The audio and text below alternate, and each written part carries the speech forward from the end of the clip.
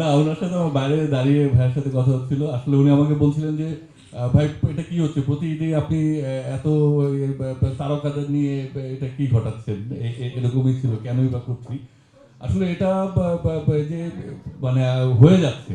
আর আমি সৌভাগ্যবান, আমি এতটুকুই বলবো। এবং আমি যে গল্পগুলো আসছে মাথায় বা যে গল্পগুলো করতে যাচ্ছি, সেই গল্পে আসলে আমাদের দেশের এই সব খ্যাতনামা অভিনেতাদের কথাই আসলে মাথায় আসছে। এই জন্যই বাধ্য হচ্ছি, কি করব। না, মোটেও। আসলে এর আগেও আমার আমি এখানে একটা মজার কথা এখানে একটু স্মরণ করতে চাই, যে ঠিক এখানে আমি আজকে থেকে আরো বহু বছর আগে আমি আমার প্রথম ছবি বানিয়েছিলাম, নাম ফিরে এসো বেহুলা। এবং সেটা 2009 সালে এখানে এটার শুটিং হয়েছিল। এবং সেখানে যারা অভিনয় করেছিলেন তাদের মধ্যে একজন এখানে আছেন, ইন্তেখাব দিনার ভাই। বাকিরা সেখানে ছিলেন জয়া আহসান, হুমায়ুন ফরিদি, রাইসুল ইসলাম আসাদ, মামুনুর রশিদ, জয়ন্ত চট্টোপাধ্যায়, শহীদুজ্জামান সেলিম, তকির আহমেদ, শতাব্দী ওয়াদুদ সহ আরো অনেকে। তো আমার আবারও এখানে আবারও সেই সৌভাগ্য হয়েছে আমাদের দেশের প্রথিতযশা অভিনয় শিল্পীদের সাথে আবার একত্রিত হওয়ার। এটা আসলে আমার সৌভাগ্য ছাড়া আমি আর কিছুই বলবো না। ধন্যবাদ।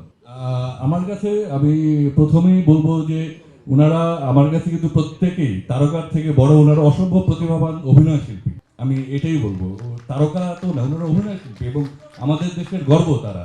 এবং যখন আমি কাস্ট করি কোনো কিছুকে, তখন কিন্তু আমি অভিনয় শিল্পীদেরই খোঁজ করি, তারকার খোঁজ করি না। দ্বিতীয় প্রশ্নটা হচ্ছে যে আমাদের গল্পের ট্রেনটা রাজশাহী পর্যন্ত আসলে পৌঁছতেই পারে না, তার আগে সিনেমা শেষ।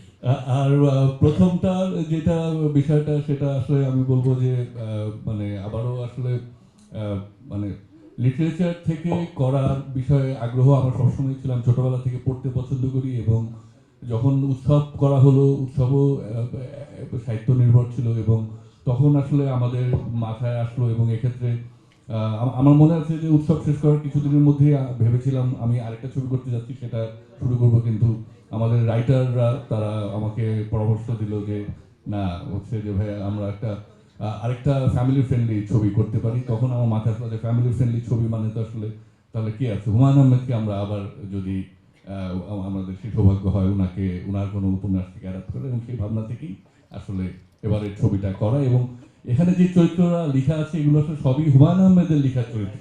এখানে এই চরিত্রগুলো আসলে আমাদের না, হুমায়ুন আহমেদের। উনি আমাদের মহান সাহিত্যিক। তো কাজেই এটাই সেলিব্রেট করার জন্য এতটুকুই আমি বলবো। না, না, আমার ছবি তো এগুলো অফ ট্র্যাকের ছবি আমি বলবো না, কমার্শিয়াল ছবি বলবো, এন্টারটেইনিং ছবি।